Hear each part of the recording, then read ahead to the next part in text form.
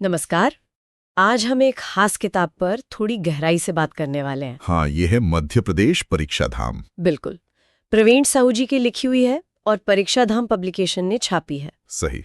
तो हमारे पास इसके बारे में कुछ जानकारी है और आज हम ये समझने की कोशिश करेंगे कि ये किताब जो है मध्य प्रदेश की प्रतियोगी परीक्षाओं के लिए, मतलब जैसे MPPSC है या MPPEB। हाँ, पुलिस, SI। हाँ, और जो MPSB की दूसरी परीक्षाएं हैं उनके लिए ये कितनी काम की है, इसमें क्या खास बात है, चलो देखते हैं जरा। बिल्कुल।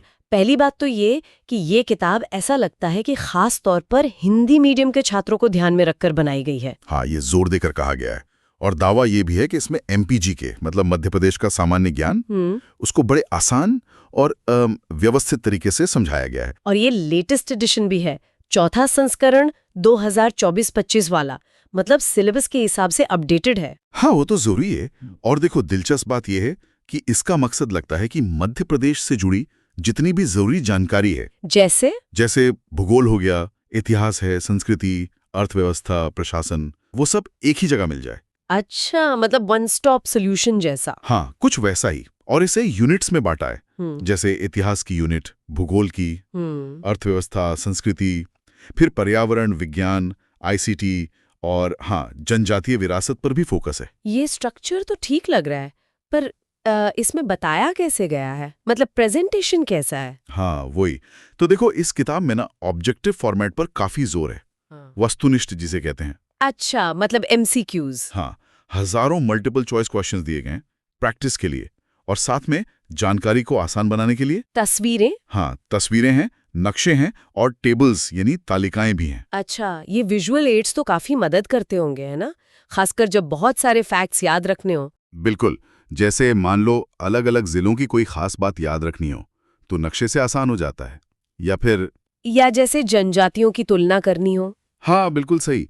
उनकी संस्कृति या परंपराओं की तुलना करनी हो तो टेबल बहुत काम आती है।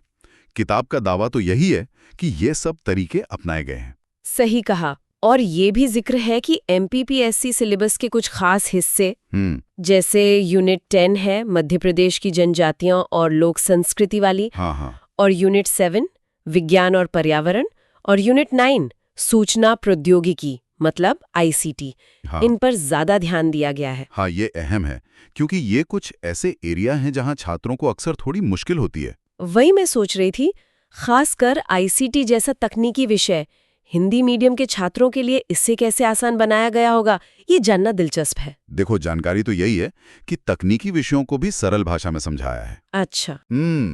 हो सकता है मुश्किल कॉन्सेप्ट्स को छोटे छोटे हिस्सों में तोड़कर समझाया हो या शायद रोजमर्रा की जिंदगी के उदाहरण दिए हों। अगर ऐसा है तो ये वाकई बहुत अच्छा है, खासकर उन छात्रों के लिए जिनका टेक बैकग्राउंड नहीं है। सही बात है। फिर ये सिर्फ रटना नहीं रह जाता, बल्कि चीजें समझ में आने लगती हैं। और ऐसा लग रहा है कि छात्रों को ये तरीका पसंद भी आ रहा है।